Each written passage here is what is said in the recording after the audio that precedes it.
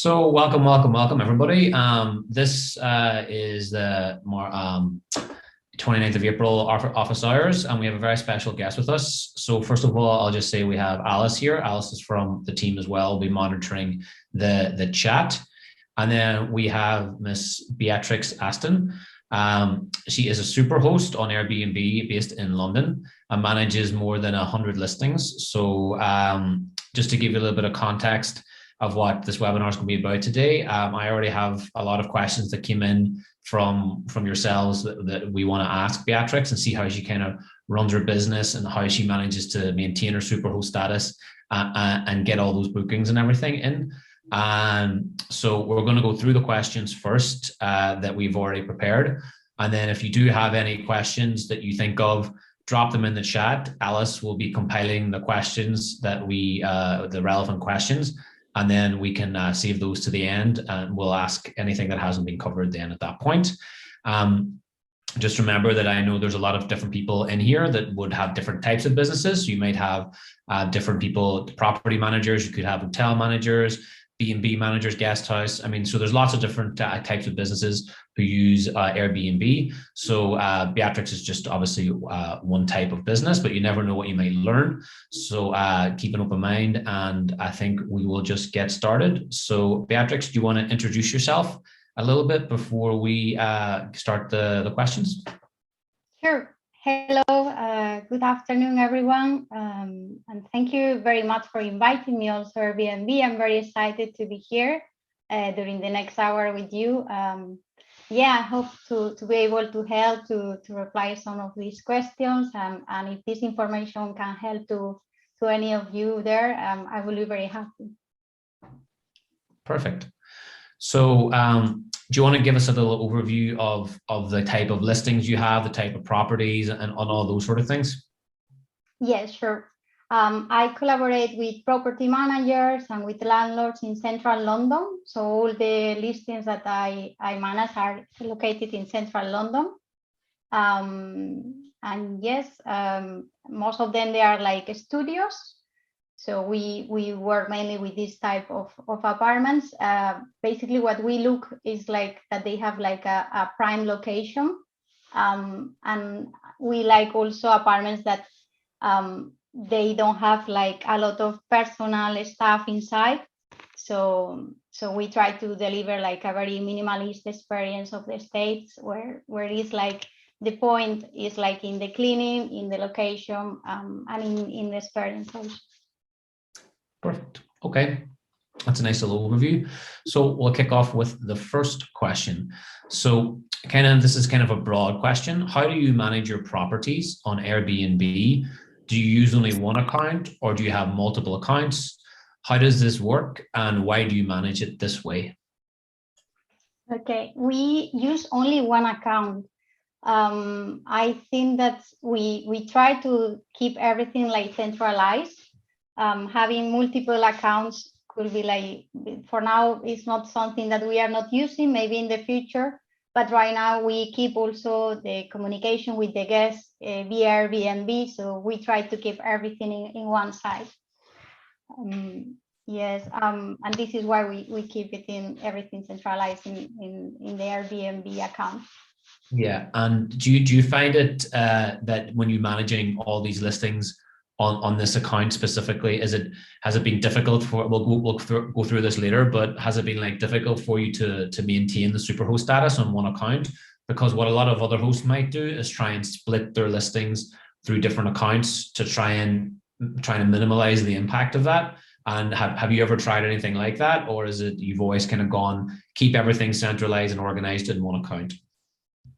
For now, yes. I think that maybe in the future, if we continue growing, we could have different accounts. But for now, we have still having some margin with the Superhost status. We started like 2018 in December.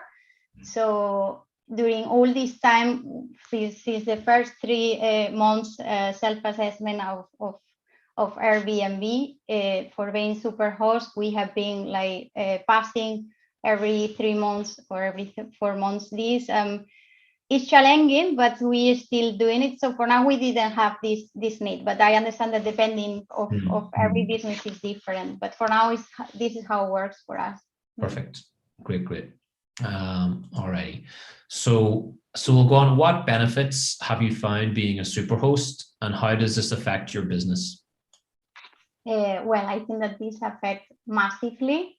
It's very positive for us. We have, I don't know, for example, starting with the filter that the guests can apply to see only properties that are hosted by Superhost, up to the 20% around extra visibility that we get.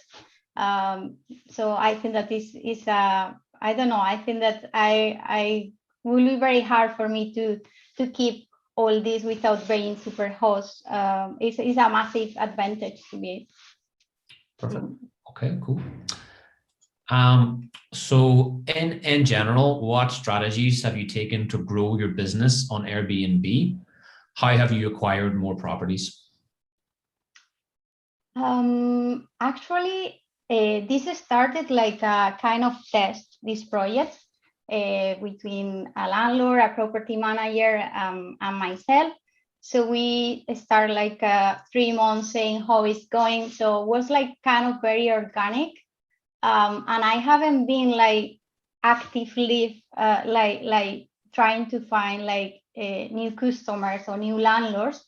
But I was extremely lucky. We have been working with local property managers, and I think that was like more like organic. It was like recommendation. We tried this and was working massively for them, because I work mainly with property managers and landlords that they are not doing short term, they are doing long term.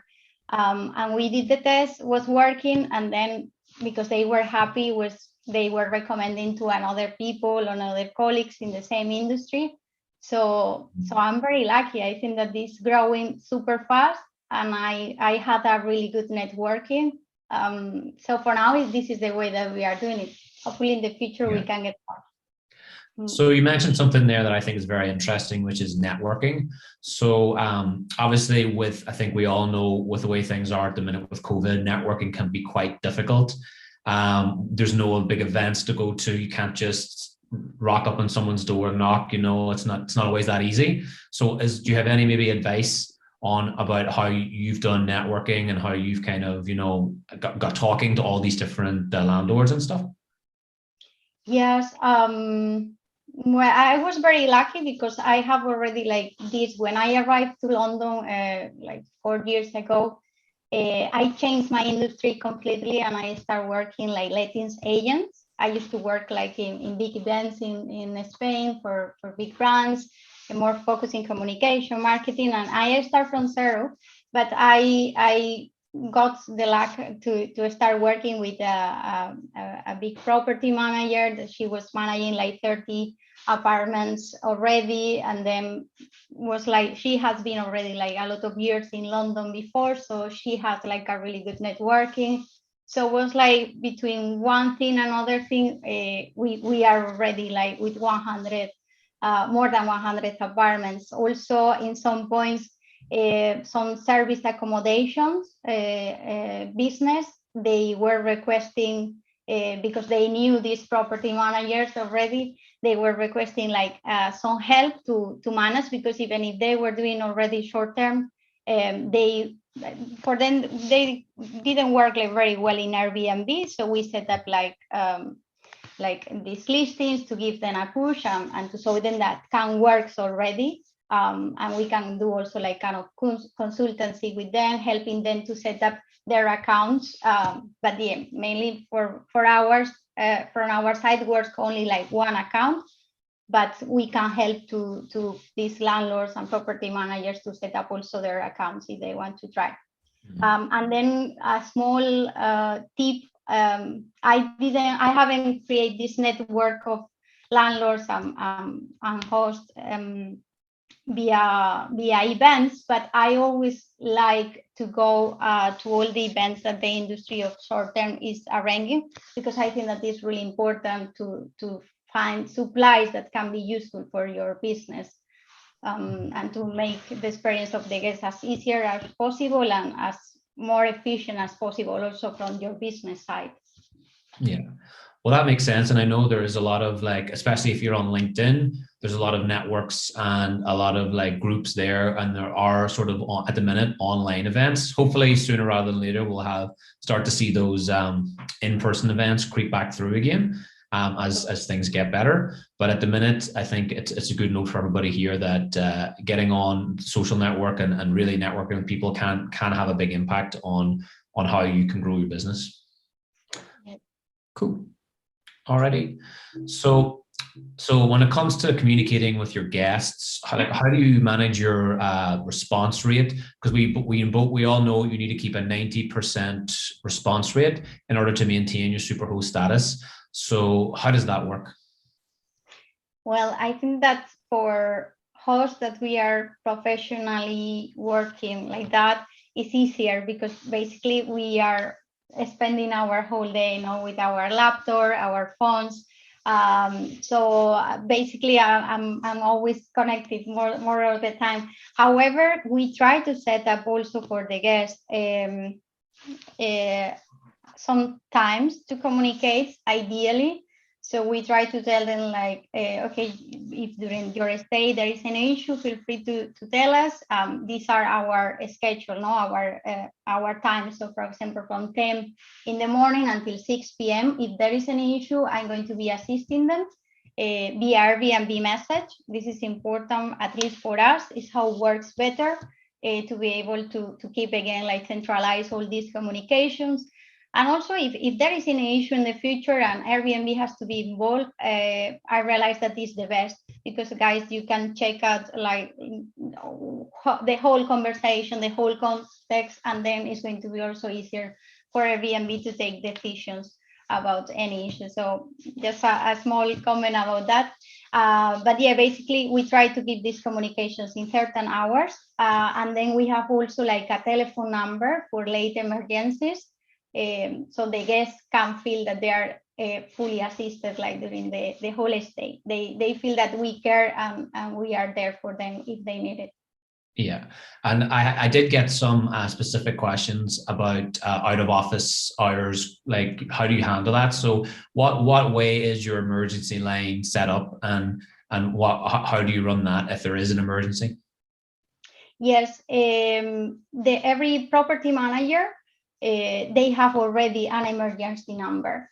When I work with a service apartment helping them, they have already a service emergency number. So depending of the booking, I give them one number or another one of the people who is going to be assisting them during these offline hours. No.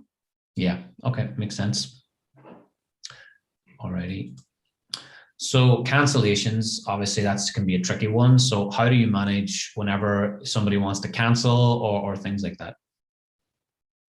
Yeah, cancellations. I know that in this point, again, is like, I would like to recommend everyone who is joining us here to take what really works for them. I know that especially now the tendency is to have like a flexible cancellation policy or moderate.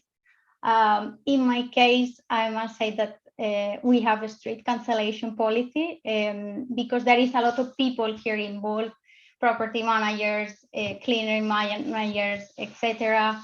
And the chain of communication between us to be able to provide this service is kind of long. So also these landlords that and property managers that I work with, normally they have like long-term stays.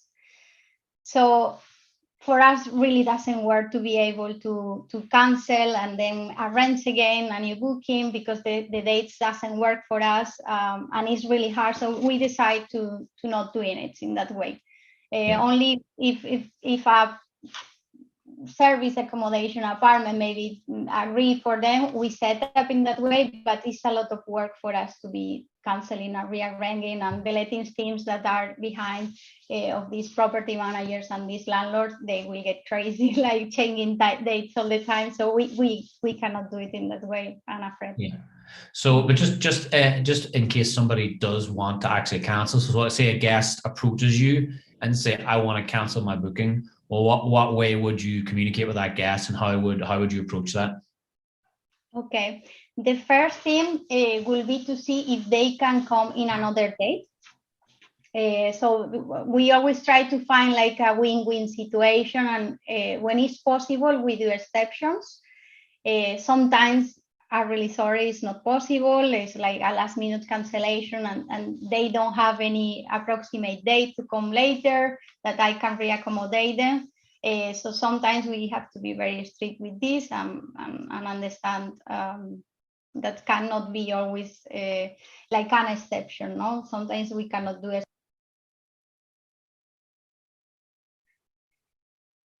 Oh, Alice, can you hear Beatrix? No, I was wondering if it was on my side as well, but we lost Beatrice, I think.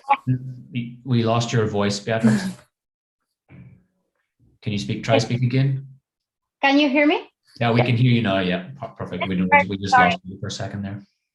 Sorry, apologize. So yes, I was saying that basically we cannot allow, for us, doesn't work really to have a flexible cancellation policy, but we try to study every situation when the guest cannot come. If it's very last minute and we really see that it's not possible, we try to refund, I don't know, for example, at least the cleaning fee. We try to set up like a win-win situation, or if they have new dates in the future, we try also to reaccommodate them. Maybe it cannot be in the same apartment, but I try to move the calendars around and doing it.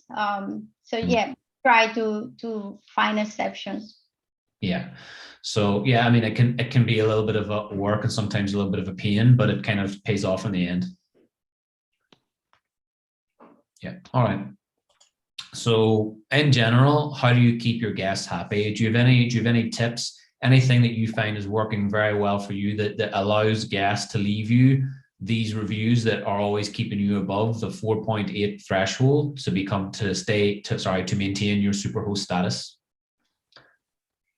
Yeah, I would say that we keep it like very simple. Our what we deliver, because for example, it's true that pre-COVID we used to give like more touches, like a very nice welcome pack with products from England, and we used to have this, but I'm afraid that after COVID, one of the first things that we have to do was remove whatever was not essential. So there is a lot of things that in general in most of the properties we cannot even keep the luggage before or after. So I think that we are not like delivering something like really like weird. Basically, we make sure that the person, the guest, when arrive, he feel like safe. He feel that we care about the stay, that we are there. If there is any issue, we are going to be around. When I say around, I'm keeping all the stays like contactless. So we are not even receiving them, but they are still feeling that I'm around because I try to reply as soon as possible. If there is any issue, we have like we arrange with the property managers to send the maintenance person, and normally someone like super reliable that they have also like some social skills, and we make sure that any issue that is happening is addressed during the stay. So I think that basically, yes, it's like providing like a prime location, a clean and safe place, and to be there, to be checking also. We like to check during the stay several times that everything is going well. So I think that they feel that we are delivering what they expect mostly, more than a lot of details in the welcome pack or things like that. So I will say that probably is the essential, the main part of the stay experience. Yeah. And whenever it comes to setting up your listings and putting in your descriptions and pictures and things like that, would you say that you find it important to make sure that you have it as accurate and realistic as possible to make sure that people aren't disappointed, essentially? This is super important because at the end, there is like a lot of details in depending of the apartment, no? For example, if we are talking about a mezzanine apartment, no? Sometimes in these apartments, the top floor is 180. And for someone short like me, there is not an issue, no? But if the person is 195, 185, and we don't advise them that the ceiling has this, probably what is going to happen is that he's going to arrive and he's going to knock his head. And this is something like a very stupid example, but I think that if we communicate this in one visible part of the listing, because sometimes I must say that if we put in some places, maybe the guests, they don't see these details, but we need to make sure that they understand the kind of property that they are booking. And when they know about this, probably he will be aware and he's like, oh, I remember that this ceiling is lower. So he's arriving with another energy to the apartment. And I will really recommend to say this because it's so much easier also to deal after with the guests because their expectations are reached or not. Yeah, I couldn't agree more with that. I myself am 195. That's 6'4". So if I was to, I would like the heads up to not bang my head for sure. But I think your point there is great. To be as communicative as possible with your guests makes a big difference, and to set the expectation as realistic as possible. And any small, and that's a great example of a small detail that would really mean something to somebody, so they understand what they're getting. Because I think from a picture to understand how tall or how tall it is between the floor and the ceiling would be very hard to judge, you know. So I think that level of detail is very important. So that's a great example. Thank you. All right. So how is your team structure, the people you work with, like cleaning, you know, communication, everything like that? Yes, I work very close with these property managers, landlords, and they manage their own cleaning team, maintenance team. So this allows me and my team to be focused in what is to have the listings ready, the super important, the calendars updated. The way that we work, we must update the calendars every day. So this is a lot of work. So we have to be able to do this. It's a combination of, it's not only like my team, it's like as we don't provide cleaning directly from my team, it's super important the work that they are doing, property managers, managing their own cleaning and maintenance team. For me, is essential. We set up from our side, which is the level that we would like to deliver. So I personally also stay in the apartments, and I explain them what we want to deliver to be able to be renting, receiving bookings in Airbnb. After is their work, and it's really good. I'm very happy to be able to work with them. Great. So I think that's something that's again that you do that I would recommend if you are working with other business like property managers, landlords, and you want to take their listings under your wing. And if you're continuing to build your business and you want to maintain your high scores essentially from guests, do your due diligence and go and really properly check out that listing, stay in it, check the level of cleaning, all of those things, because that might be a little bit time consuming, but then at least you know in your gut that the apartment either is or isn't the sort of product that you want to be involved with your own business, and then you're feeling more comfortable. So does that sound right? Yes, this is right. If there is an apartment that I feel that doesn't have the standard, it's an apartment that keeps blocked. We just say I'm sorry, but this is not reaching the level of the delivery that we want to provide in the space.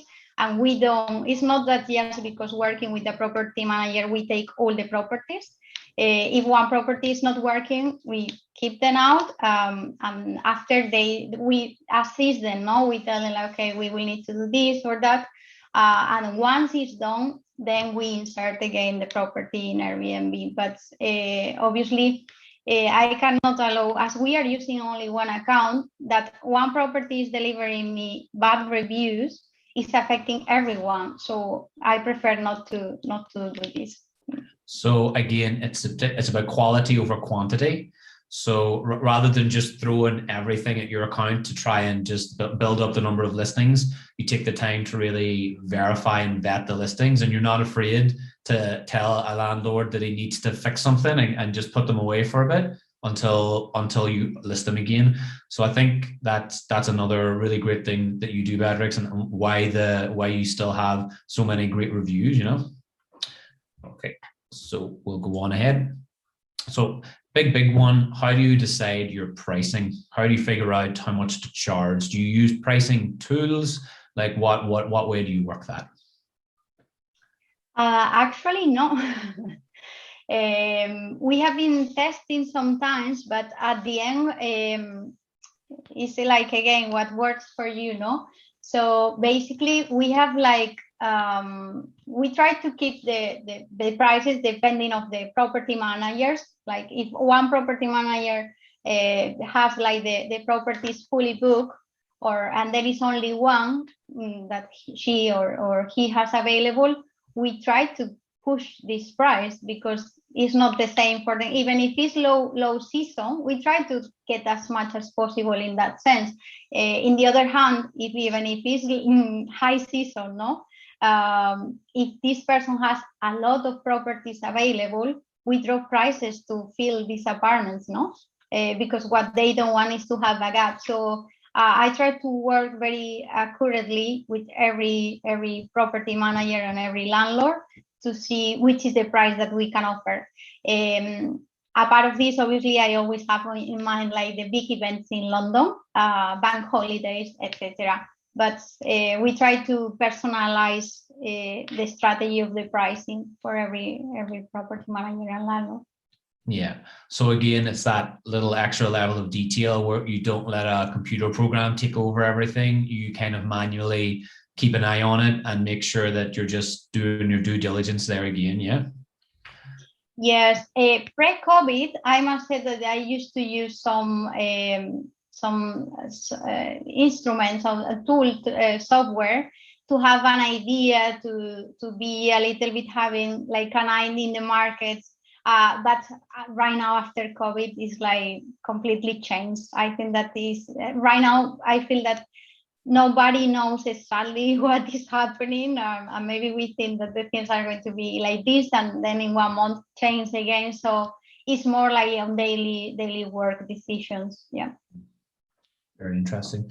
Yeah. So I think you gotta roll with it, as they say. All right. So again, we already asked about the pricing tool, but do you use a channel manager to manage all your listings, or are you managing them just exclusively on Airbnb, or what way are you running that aspect? Yeah, we try to use some of them, but I think that's because the kind of project that we are doing, we need to update every day the calendars. The landlords come to me because they want to fill the gaps that they have between tenancies. So basically, I cannot create them more gaps. And it's really hard to do this, to apply these rules in calendars that are like outside Airbnb, because basically in Airbnb for me it's kind of easy. No, I have set up my rules and then I'm going to the multi-calendar and then I apply one by one. I can find super easily the apartments and set up this. With channels managers, still, I haven't found yet one that works for us, but I am still looking for. So actually, yes, if someone here, I think that you are going to share after my email. So I'm here sharing what works for me, but if someone would like to give me any advice or solutions about software ideas, I'm very happy to connect with you guys. Because yeah, I think that is super important. I don't have many contacts of hosts doing similar projects like me. So if you are there and you are listening and this sounds familiar for you and you think that we can exchange information, please feel free to contact after the webinar. So yeah, I have this pending to have to find a channel manager that really works for us. Yeah. Well, I think with the channel managers, there's a lot of options out there. And I think we will be dropping, Alice, if you could just drop Beatrix's email into the chat. The whole point then is if you do have any more questions about her specific type of business, then I think Beatrix is fine for you to reach out to her. I think make sure your questions are realistic and everything like that. But Beatrix is very happy to engage in conversation with people about being a super host or in any sort of aspect of hosting. You know, I think that's what we're trying to encourage here in these situations where we can all kind of help each other get along a little bit better. All right, so we'll go ahead. So again, I think we already covered this because it was a specific question, but how do you manage phone calls that are out of hours? I think you already said that you let the maintenance people and the property owners deal with that and that they should be on top of that. And I'm sure that probably be as part of your vetting to make sure that they're out of office hours, people are on top of everything and that the response rates are fast. Yes, I would like to just to say that we have these phone calls only for emergencies out of hours. But if there is something, it's true that after, even if it's out of hours, if I find sometimes in the sofa or chilling and I have the phone with me and I see that is coming a message, I don't mind to contest, like to reply this quickly. It's just to have like a sense of, I think that managing so many apartments and having such a small team, we need to protect also ourselves to not get burned. So at the end, some questions can be asked during the day hours. So we try to concentrate this during these 8 hours. But after, if there is anything outside hours and we are there, we are still replying even. But yeah, mainly the phone calls are for emergencies, so outside hours. Cool. All right. So here's one. How do you manage when you do get a bad review? How do you manage that? Yeah. Well, the bad review, I think that is something that basically expresses that the guests haven't been like enjoying the stay, or there is something that they didn't like. Most of the time we receive like a good review that maybe is taking the note in something that maybe sometimes is the apartment was very small, but they really appreciate like the communication and the assistant that they have and the time and the location. No, there are things that we can really change. And we need to understand also that even if we want, there are going to be happening things that we cannot control, but we can control how we react. And I think that this is super important, like when we are assisting, to try to keep the calm, to be really helpful for the guests and to try to fix any issue. And then when we have a bad review, I personally try to reply every review, like good one and bad one. And the bad ones, we need to try to keep it like trying to, let's say, reply every point. First, I will say be humble. Say that you're sorry, that obviously this person didn't enjoy the stay because something was not good for her, or we didn't have control about everything, and sometimes these things happen. And the important thing is like to say that we're sorry, that we apologize, and that showing that we are working on this, that to avoid that this happening again to another guest. I think that this is important. This is the way that we do, and I think that this is very important also when we reply reviews. Me as a guest, I like to check the replies of the reviews of another host sometimes, because show you a lot of the personality or the character of the project that they are having, no?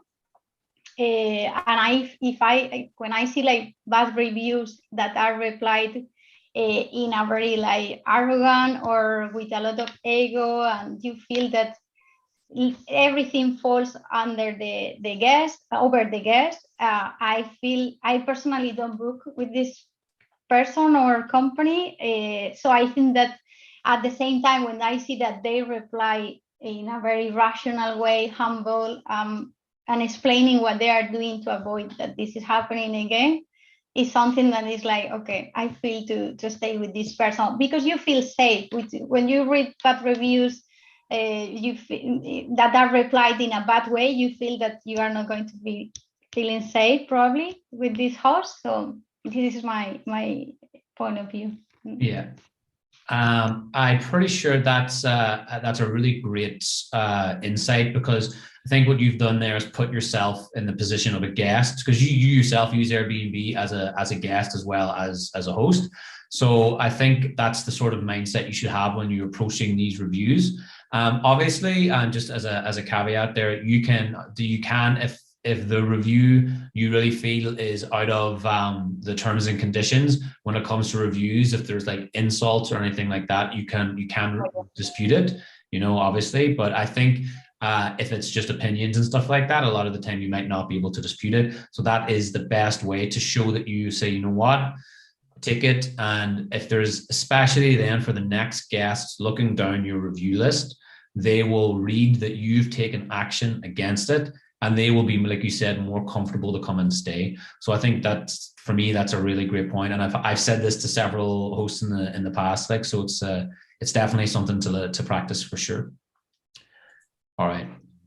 So as another question, I would like to know what protocol do professional hosts have to deal with rule-breaking bad guests and insulate the influence from neighbors from the same building. So basically, how do you handle like bad guests, and what do you do in order to make sure the neighbors in your buildings are respected and there's no issues there?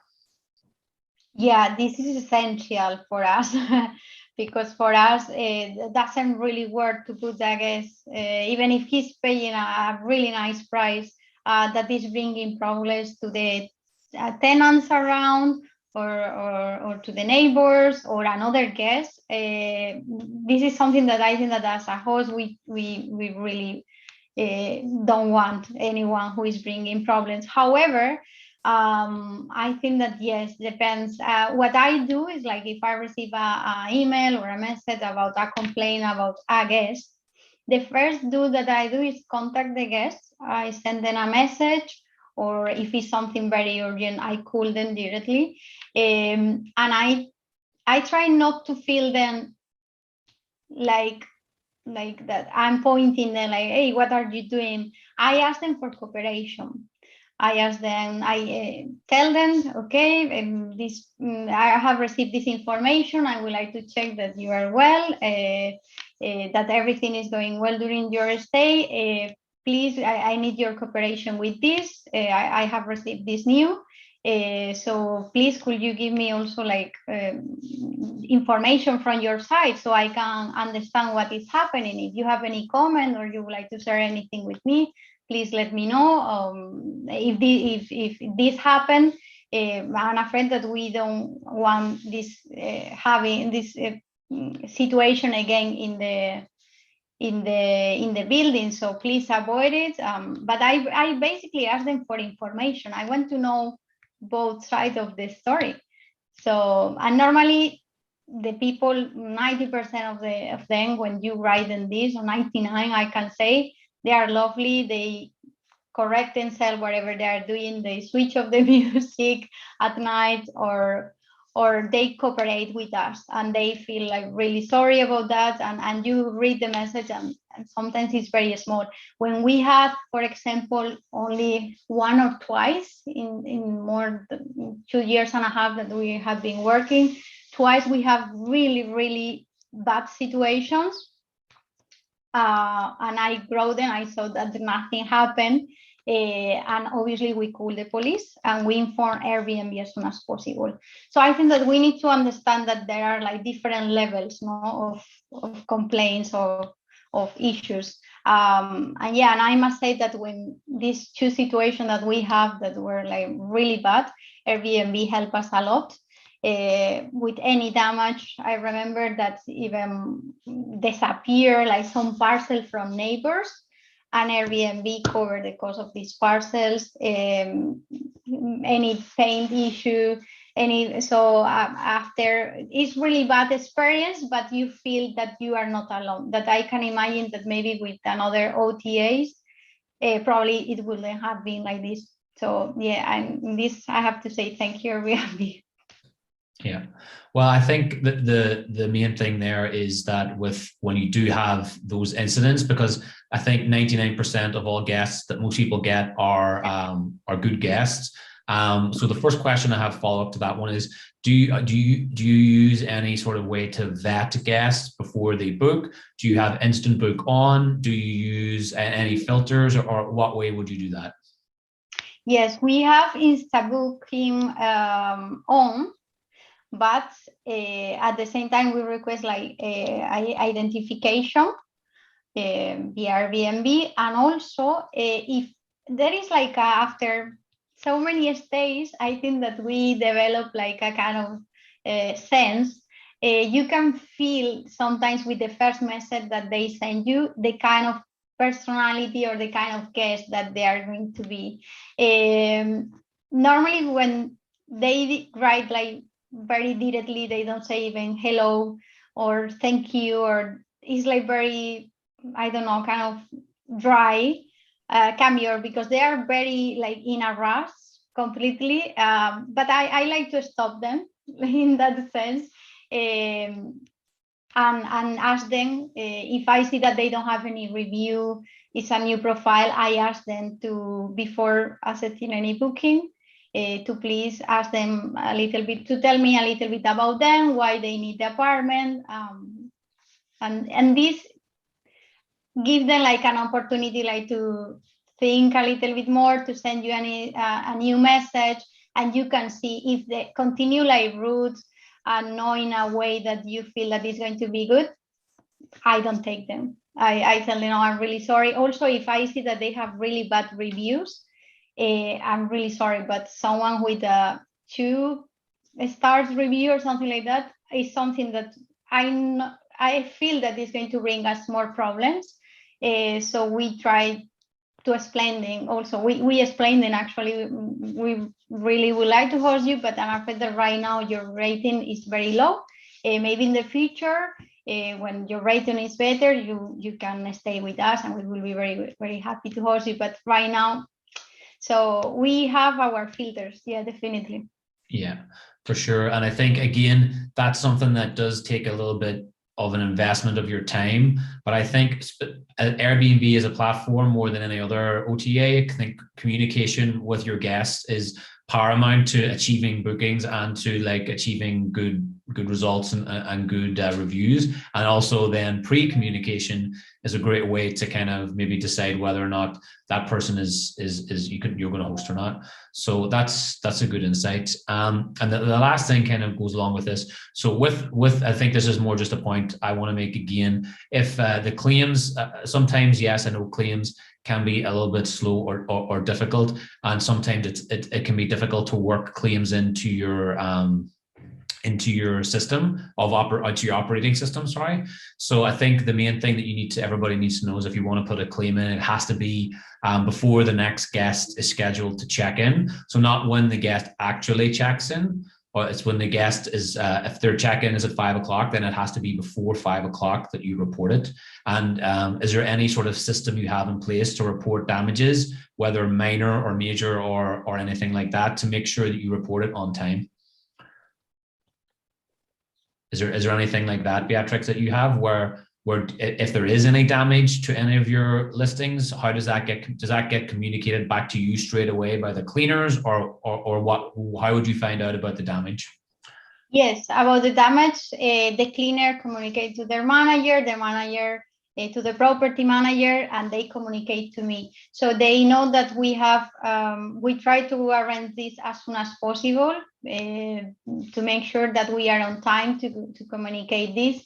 Actually, we wait also like for the reviews and to close like the trip of the guest when we know that the apartment has been cleaned and everything is well set up. So we also like kind of like keep on hold like the goodbye message in that sense. So yeah, of course we have this chain of communications. Yeah.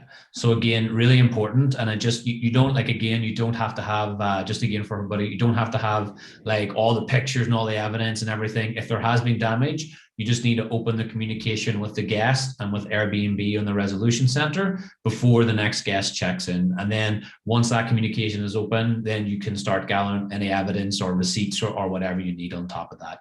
So I think it's just the main point I wanted to make there is that you should have a system to set up in order to make sure you have communicated with the guests and Airbnb if there has been any damages in a timely manner. So just making sure that is there. Perfect. Okay. So keeping a good rating is critical to become and remain a Superhost. Do you have any tips to make sure guests don't forget to leave a review after their stay? Because I think it can be quite jarring whenever you've given the guests an amazing stay, they've had a great time, they've told you they've had a great time, but then they didn't leave you a review. Is there any way that you encourage that or? Yes, of course. If we don't remind them this, at the end the guest is busy, he's traveling, he has a lot of things like everyone else, no? But if you take a moment after the stay, the experience finished, to tell them, to ask them for this review, but also what I like to do, because as a guest, also you have some anxiety, you know, like you don't know also like which one is going to be the review of your host. And sometimes it's like, okay, I try to leave the apartment very nicely and everything to get also like this good review from the host. But the people has also like a lot of insecurities sometimes. So I think that it's super important that when we are asking them for this review, we are telling them that we have already given them a good review. In my case, most of the people, we can give them like a 5-star review. So we start the message telling them, thank you very much for staying with us. It has been a pleasure. We have just given you like a 5-star reviews. If you can take a moment to do the same, this will be great. Have a safe trip, take care, etc.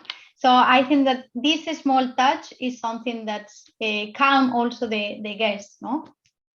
Yeah, makes sense. And I guess, like you said, you don't send those messages until the place has been cleaned and checked and everything, so you're comfortable, and then you send it. So I think that's a great way of operating.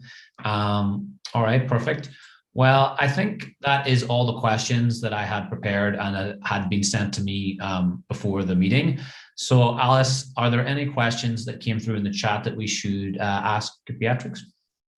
Yes, thank you so much, Beatrix, for answering all these questions already. So you've covered a lot of aspects that were asked on the chat as we went through the presentation, but there are still some things that were not answered. So some specifically to London, how do you manage with the 90-day rule in London? Can you still make a decent earnings with that rule? Yeah, I'm very happy because I work with a lot of properties. So also the structure that we use, I inform the property managers and the landlords that this is the way that we work. We are there to cover gaps. And actually the project is coming from this idea between tenancies, especially after these years now with the Brexit, the rent in London dropped, and a lot of people was leaving London. So what happened is that a lot of apartments were empty, and when years ago the apartment was gone in 1 week, now the apartment can be gone in 1 month, 1 month and a half, etc. So our project is based on that.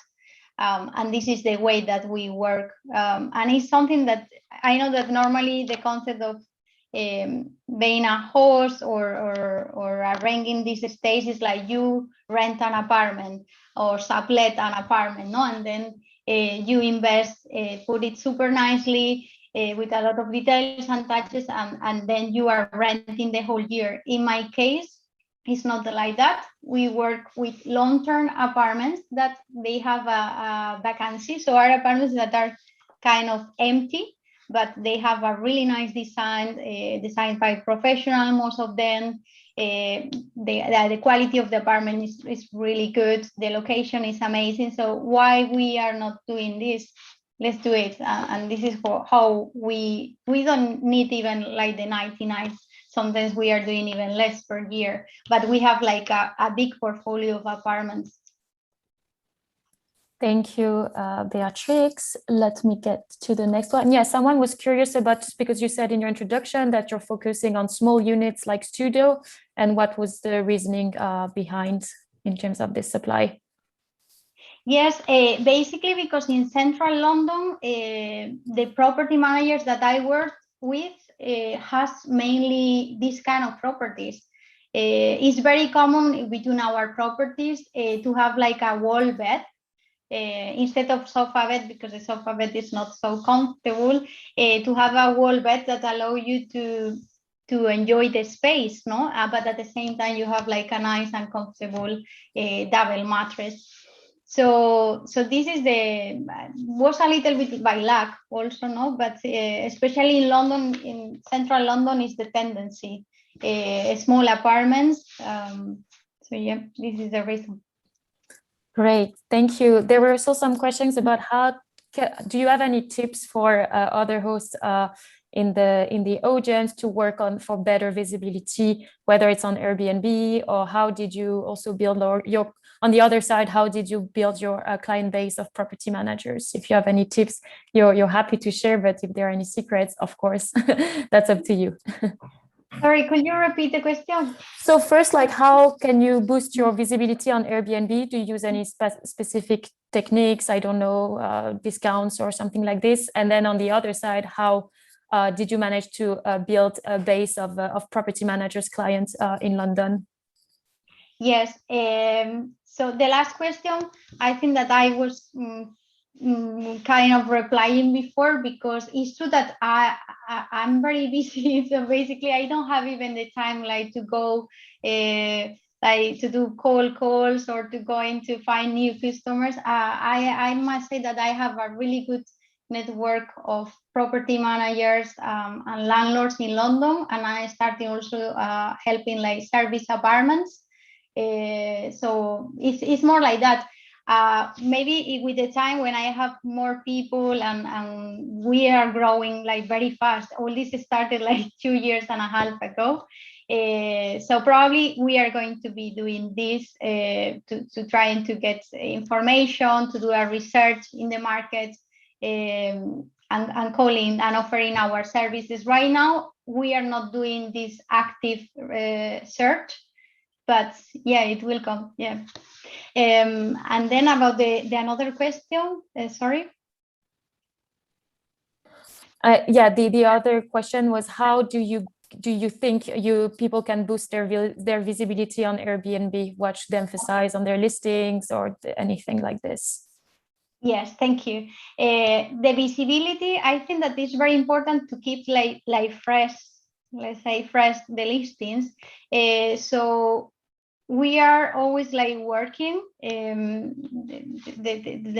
team, the main part of the project, we are always like working in improving the listings, because it's true that sometimes it's like, okay, we have received a new building, and we have to make all the listings available in Airbnb super fast, so we put the basic things, but once we have been like we have this listing active and happened like few months, for example, or a few weeks, sometimes we come back to these apartments and maybe there is like less guests, and we have more time to do it. So it's very important for me like to keep refreshing this apartment, this listing, trying to put nicer pictures with more light, try to give more details to make sure that if anything happen, any issue we have with the guest about the expectations, once again, we can update in the listing this information to avoid that another guest have like the same feeling.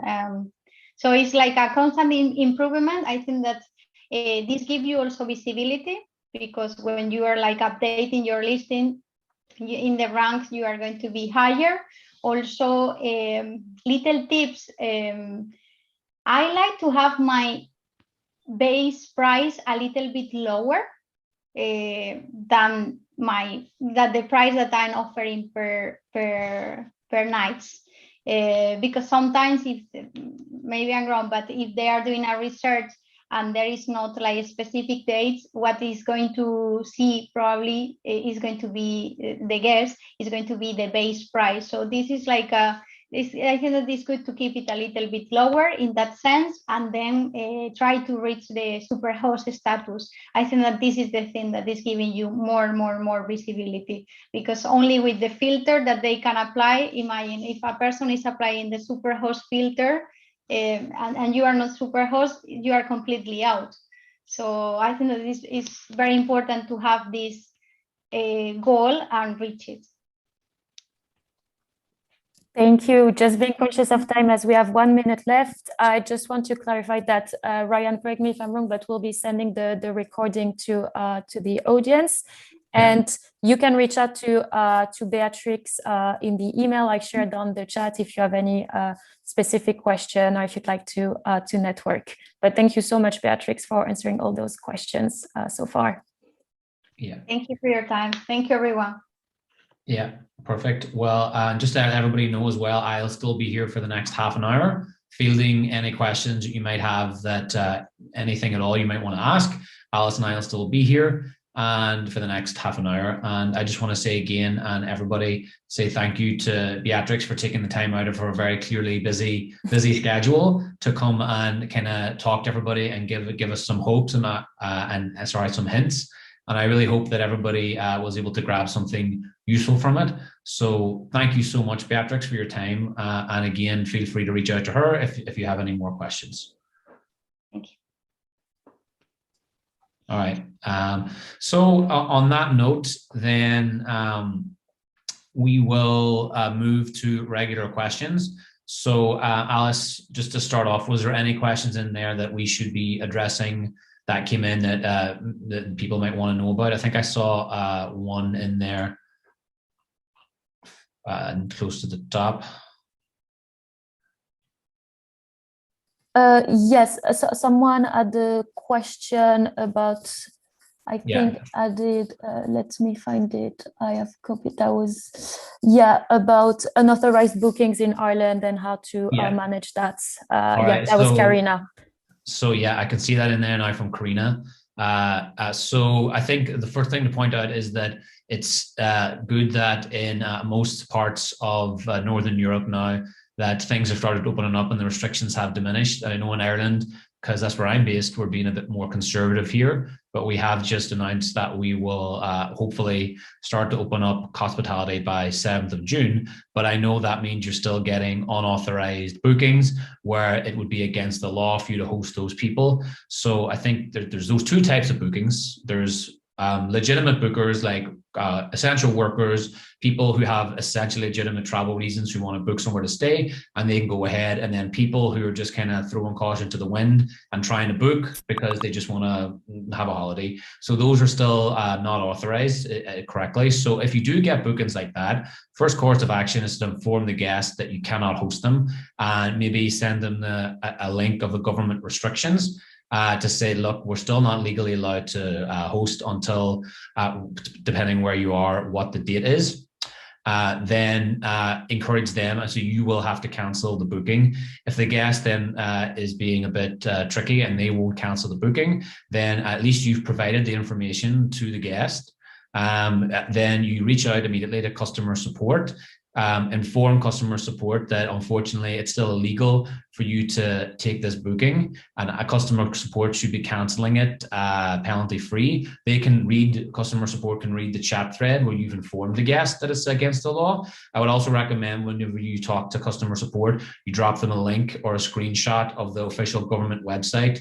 Because just a reminder that there's these customer support agents are dealing with all sorts of different restrictions from all over the world.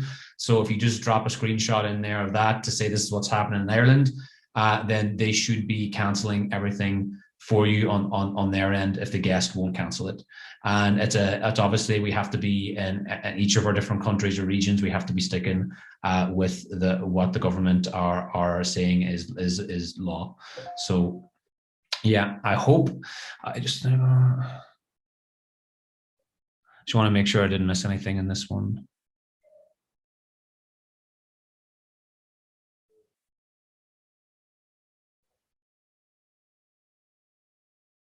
Yeah, well, I think what you've asked there, maybe we can take offline. If you do have any specific feedback, Karina, you can ping that to me personally just by replying to the invite. To this, replying to the invite to the webinar, and I'll see what that is. Anything else there, Alice? Yes, there are questions that I think echo what Beatrix's presentation. If it's like possible to change all personal listing under one business name, and how can they upload logos and this sort of things. So it's really about account setup. I don't know if you want to. So we did a webinar about that 2 weeks ago. First of all, I will stop sharing my screen here 2 seconds. For everybody here, there is the web page where you can find all of our webinars, the recordings, and all upcoming webinars once they have been created. And I would highly recommend that you watch the one from 2 weeks ago if you haven't already. That is how to create a perfect listing and how the Airbnb search algorithm works. So I'm just dropping you the page there into the chat, everybody. So so like things like virtual tours and stuff were covered on that one, but let me just make sure there's nothing new in there. So the question is, hi Ryan, just wondered if I could ask a question about virtual tours. We have had virtual tours done for all our properties, but the company who has produced them is currently not one of your preferred suppliers. Who should we speak to about trying to establish them as a preferred supplier? The tours they produce are excellent for the holiday lets, particular as you are able to make changes to the photographs whenever you want. So I think again, Faye, just reply back to the email with the information from that supplier. That's something that's way outside of my pay grade, but for sure, if it's a suggestion, I can pass it up to the right people. Maybe it's not something the company's focusing on at the minute, but for sure, I can suggest that for you. So anything else? I guess there's not a huge amount. Ryan, I don't really understand the base price thing. What you wish to charge for a night? That is, the base price would be too low for my listing. I don't really, Rosalind, I'm really not, do you understand the context of that question, Alice?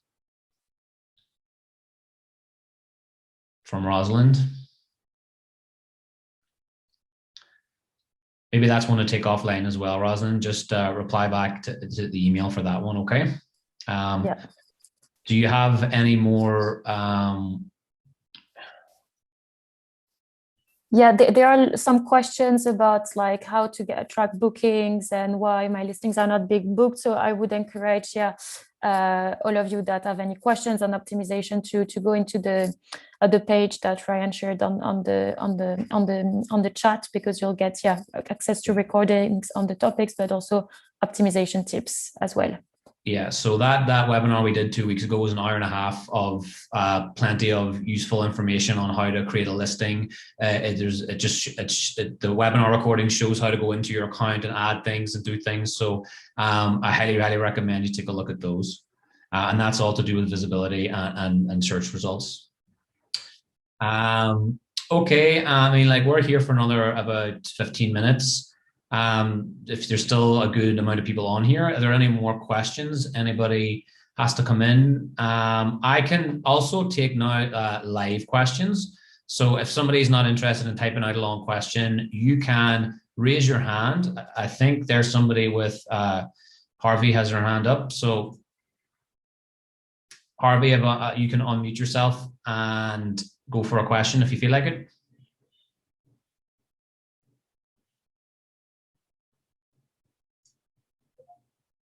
No. Okay. If anybody else has a question they want to ask live, please feel free to use the raise their hand button, and I will allow you to ask your question. I can unmute you. All right. There is Martin. Hope I said that right. Apologies. So go ahead. You can ask your question.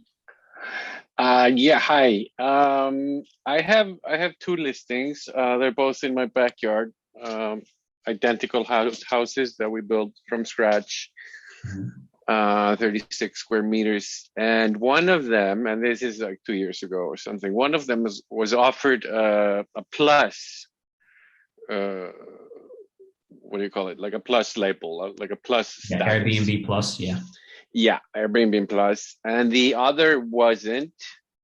And I sent inquiries, quite a few inquiries and stuff, and they told me, you know, they get back to me later. And it's been about 2 years, I think. Yeah. And it's still like that. Well, so first of all, I'm sorry that no one ever got back to you. So I apologize for that. But at the minute, I can update you on that. At the minute, we aren't onboarding any new plus listings. That plus has been paused completely for the last year. Right. I think as soon as it kind of comes back into play again, we will be, I'm guessing, once we will be looking for new plus listings. So if you just shoot me an email, if I ever hear anything about plus listings, I'll have your email saved, and I'll reach out to you. Okay, it's no big deal. It's just sometimes you feel, I mean, that's really sort of the only thing I feel sometimes with Airbnb is that you're just getting the bots. You know, the bot answers, the bot, the sort of algorithm. Yeah, the algorithm is getting you instead of the person. And sometimes that's why I like these, because, you know, I can see your face. Hey, there's a person there. Awesome, beautiful. Yeah. So our team is relatively new. Okay, we only kind of came into play at the end of last year. So we're here to we do our best to look after Pro-Host and keep them informed of what's happening. We can't really do anything or help with customer support issues. That goes with customer support. But like, we're trying to give, like, that's what I'll be doing, these webinars every 2 weeks. If you bookmark the page, and I'll drop the web page again. If you bookmark that page, you can always find what's coming up. If the topic attracts you, then you can come in, and usually the topic lasts for an hour, and then we try and keep the last 20 minutes, half an hour, for any sort of questions that people might want to ask, like yours. So we're going to keep doing that twice a month now. So awesome, great, thank you. No problem. Well, no worries. All right. So I think then I'm going to ask Harvey to go again there. You can unmute yourself, because you were speaking there a minute ago. Oh, hello, Ryan. Sorry, I couldn't unmute myself before. No problem. How are you doing? Hi, it's Harvey here. Yeah, couple of questions. One was, we are a boutique bed and breakfast, and we've been with you with Airbnb for over 3 years. Mm-hmm. And we probably had, I can count how many bookings we got from Airbnb. And I think it's something to do with algorithm. It's something to do with how Airbnb basically works. We get bookings from other platforms, but not from Airbnb. So I wanted to know what it is that we're doing wrong, or what can we do to improve our listing so it's visible in the search. Yeah. That's all I can think about, that it's not coming up when people are searching. Yeah, well, first of all, highly recommend you take a look at the webinar from 2 weeks ago. Lots of information on that in there. That's the whole webinar is basically dedicated to that. So highly recommend watching it. What you need to think about there, I'll just give a quick summary, is whenever you're searching for your listings and your location, to make sure you have good availability, to make sure your pricing is, your room pricing is comparable to everyone else, you know, so that that you're not, everybody, I think pricing is a personal thing, and you know what your product is worth, but you have to make sure that you're keeping competitive as you can be. That can help a lot. And I think more than anything, it's about the little details that Beatrix was talking about, keeping your listings refreshed, keeping like taking into account the reviews, replying to reviews, because what helps you in the search ranking is what we call engagement. So it's not just how guests engage with your listings, it's how you engage. It's like kind of like a loop, you know, how if your engagement promotes it up, which means you'll get more engagement from guests clicking on your links. And again, this is all talked about in that webinar. So I think you should definitely go and watch that one. I will definitely watch that. The other thing was all the other listings, like the individual serviced apartments we have, we always get quite a few interest in those. But this boutique bed and breakfast, I've never been able to kick it off on the Airbnb. And I don't know whether it's to do with, because we're with the channel manager and that's got other platforms on it as well as Airbnb. Because I feel when I listed just on Airbnb, I get more engagement, I get more sort of interest with our listings. Like I've just registered a new house and well, no, it's not new, it's about 4 months old. And we got a lot of interest coming through that, but all my old listings are actually not being booked through Airbnb. And yet they are just as good, if not better. Listings. So have you updated those listings recently, refreshed them, like injected a bit of life into them, or is that something you haven't done in a while? Well, we're always doing something with them. There's always, you know, obviously reviews coming from other platforms, and we're changing photos now and then. We're adding stuff, deleting stuff. So it's never been like just left alone. Yeah. The longest it would be about a month, you know. Again, but other than that, we are doing stuff with it. Yeah. So what I think that's. do Sorry, go ahead. What can we do to increase visibility? Yeah, so again, watch that webinar because I'm conscious of time here, and there's a whole lot of things you can be doing, and it's all described in that webinar. So like it goes into all the details, listing details, amenities, your profile pictures, you know, everything like that is talked about in the webinar. So definitely check that out. Okay. Okay. Thank you very much, Ryan. No Will do. No Thank you. All right. So the next person who had their hand up was Charlie. So Charlie, you can unmute yourself. Hi, Ryan. I am an aspiring agent. I've got about 20 properties on my books. It's very much holiday cottages. And I'm about to sort of get more into some new business acquisition mode and approaching as many sort of cottage owners as I can in my area. And I'm conscious that quite a few of them are already on Airbnb. So my specific question is there anything that I can do as an agent better on Airbnb than an individual can? So, for example, if I am talking to a cottage owner, is there a sentence that goes along the lines of, you're on Airbnb yourself, but if I was to manage your Airbnb as an agent, I would be able to improve your performance X, Y, Z, blah, blah, blah, blah. Well, I think from again my perspective, it would be how you've produced. If I was in your shoes, I would be going to these people with the numbers. Okay, I have this. I took on 5 properties last year. Those 5 properties pre-Airbnb were doing X amount of money. Now they're doing X. Now they're doing Y amount of money because it's my job. It's my full-time job. I dedicate myself to it. You know, and I think you're probably more likely doing this already. But I think the main benefit of you doing it over them is that it takes all the hassle away from them, and that you will maximize. It's your job to maximize their profits versus if they're doing it themselves, probably they're not bothering to really super detailed think about all those things, you know? So that would be my advice, but I don't think we have anything, unless Alice correct me if I'm wrong. So there's nothing in algorithms that favor an agent with multiple properties over an individual. No, that doesn't weigh in. Like it's Fine. like I said, the reason why we hosted this webinar is because people can actually find it more difficult to become Superhost with the more properties they have, because they're getting more views. Especially with people who use Airbnb, they grow their businesses very quickly, which is why we chose Beatrix to come and do this talk, because she's a person who's grown her business very quickly, but very, very successfully on the platform. So, for example, another thing you could say is what she does is she's on her phone and she looks after her business and the communication between guests, because communication's happening all the time. If there's one person is putting their holiday home on Airbnb and they have a full-time job where they can't look at their phone and keep communication apparent all the time, then that's going to torpedo them. Not torpedo is a bad word, sorry. That's going to kind of make it more difficult for them to stay healthy in the rankings, versus if you're doing it as a professional, you can keep the contact up all the time. Does that make sense? Yeah, no, it makes complete sense, and I think it was just you clarified. There's nothing in the sort of the algorithm technical side of things which makes any distinction, and the things you've just been mentioning about being a hopefully professional, full-time, answering everything, working on rankings versus someone for whom it's a part-time thing. I absolutely agree with. Yeah, so that's how it's going to benefit them. Anything else? No, that's really kind. Thank you. No worries, Charlie.